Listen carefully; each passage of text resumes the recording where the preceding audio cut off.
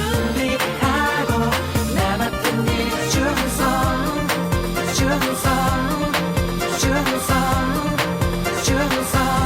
Your kingdom come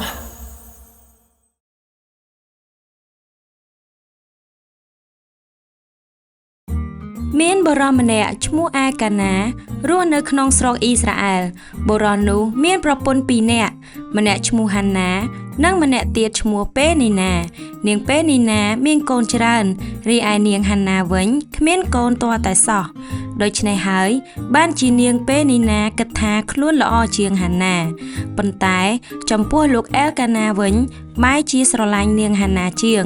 ដោយបែបនេះហើយបានជានាងពេនីណាតែងតែរកគួនបញ្ឈឺចិត្តនាងហាន់ណាជានិច្ចរហូតធ្វើឲ្យនាងតែងតែយំសោកនាងចង្រៃនាងឯងពិតជាចង្រៃមែនដែលមិនអាចមានកូនបានហាន់ណាតូចចិត្តជាខ្លាំងដោយនាងមិនអាចមានកូនបានហាន់ណាតែងតែយំហើយមិនព្រមបរិភោគអ្វីសោះលោកឯកាណាជាប្តីបានព្យាយាមលួងលោមនាងតែនាងនៅតែមានទុក្ខព្រួយដដែលហាន់ណាបានយំជាខ្លាំងហើយក៏ដើរចូលទៅក្នុងព្រះវិហារនៃព្រះអង្គម្ចាស់នាងតូចចិត្តជាខ្លាំងហើយអធិដ្ឋានទៅរកព្រះអង្គម្ចាស់ទាំងយំហូរទឹកភ្នែករហាមអោព្រះអង្គម្ចាស់អើយប្រសិនបើព្រះអង្គប្រោសប្រទានឲ្យខ្ញុំម្ចាស់មានកូនប្រុសមួយខ្ញុំម្ចាស់នឹងយកកូនមកថ្វាយព្រះអង្គដើម្បីឲ្យនៅបម្រើព្រះអង្គអស់មួយជីវិតនាងហាន់ណាអធិដ្ឋានយ៉ាងយូរពេលនោះលោកអេលីសង្កេតមើលមាត់របស់នាងដោយសារតែនាងហាន់ណាបានអធិដ្ឋានស្ងាត់ៗឃើញតែបបោមាត់កម្រើកតិចៗឥតមានឮសំឡេងទេដូច្នេះលោកអេលីនឹកស្មានថានាងស្រវឹងស្រាក៏ស្ដីបន្ទោសឲ្យនាងណែតើនាងនៅស្រវឹងដល់អង្ការណាទៀតល្មមស្វាងហើយទេលោកម្ចាស់នាងខ្ញុំពុំបានទទួលទានស្រាឬគ្រឿងស្រវឹងអ្វីទេនាងខ្ញុំជាស្ត្រីមានទុក្ខនាងខ្ញុំនៅទីនេះដើម្បីទូលព្រះអង្គម្ចាស់ពីទុក្ខព្រួយរបស់នាងខ្ញុំទេក្រោយពីស្ដាប់រឿងរបស់ហាន់ណាហើយលោកអេលីក៏បានឲ្យពរដល់នាងអូយើងយល់ហើយសូមអញ្ជើញទៅដោយសុខសាន្តសូមព្រះនៃជនជាតិអ៊ីស្រាអែលប្រោសប្រទានឲ្យនាងបានសម្រេចតាមពាក្យរបស់នាងចុះហាន់ណាក៏បានចាក់ចែងទៅជាមួយទឹកមុខស្រស់បោះឡើងវិញបន្ទាប់មកនាងក៏អាចបរិភោគបានដោយមិនបានខ្វល់ខ្វាយពីរឿងនោះតទៅទៀតព្រះអង្គម្ចាស់ក៏បាននឹកឃើញដល់ហាន់ណាក្រោយពីនាងបានត្រឡប់មកដល់ផ្ទះវិញនៅឆ្នាំនោះនាងក៏ចាប់ផ្ដើមមានផ្ទៃពោះហើយសម្រាលបានកូនប្រុសមួយដែលនាងដាក់ឈ្មោះថាសាំយូអែលហាន់ណាស្រឡាញ់សាំយូអែលជាខ្លាំងនិងបានចិញ្ចឹមបីបាច់ថែរក្សាគេរហូតដល់ផ្ដាច់ដោះក្រោយពីសាំយូអែលផ្ដាច់ដោះហើយហាន់ណាបានយកសាំយូអែលទៅព្រះដំណាក់របស់ព្រះអង្គម្ចាស់ដោយដែលនាងធ្លាប់បានសន្យាលោកម្ចាស់នាងខ្ញុំជាស្ត្រីម្នាក់ដែលឈរទូអង្វរព្រះអង្គម្ចាស់កាលពីមុននៅទីនេះជិតលោក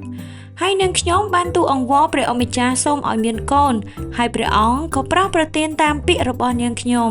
ឥឡូវនេះនាងខ្ញុំយកកូនមកថ្វាយព្រះអង្គម្ចាស់ឲ្យនៅជាមួយព្រះអង្គអស់មួយជីវិត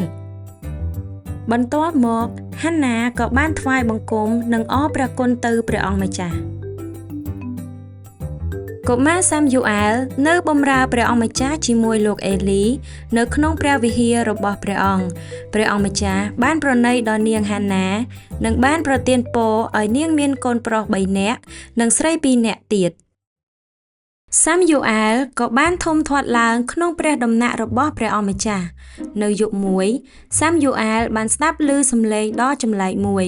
នៅយប់នោះក៏ដូចជារាល់ដងកុមារសាំយូអែលតែងតែដេកក្នុងព្រះវិហាររបស់ព្រះអង្គម្ចាស់ត្រង់កន្លែងតម្កល់ហឹបនៃសម្ព័ន្ធមេត្រីរបស់ព្រះអង្គម្ចាស់សាំយូអែលអើយ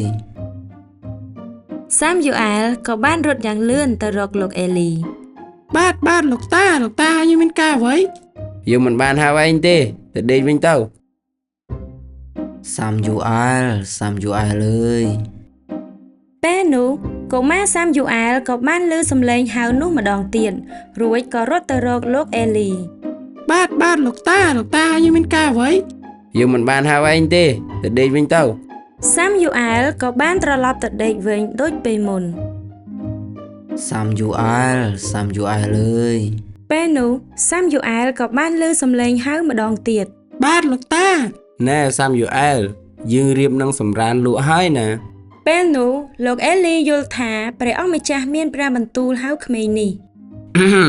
សាមយូអែល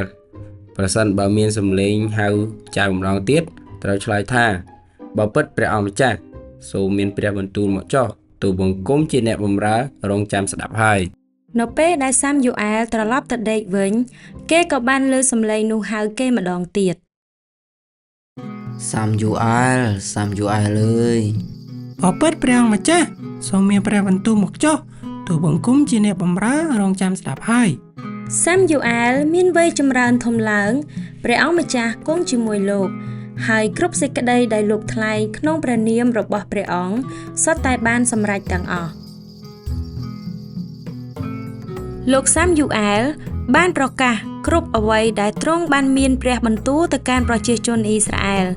ហើយអស់រយៈពេលជាយូរលោកសាមយូអែលបាននៅបម្រើព្រះជាម្ចាស់សាមយូអែលបានគ្រប់គ្រងនិងដឹកនាំជនជាតិអ៊ីស្រាអែលតាមមាគ៌ារបស់ព្រះអង្គម្ចាស់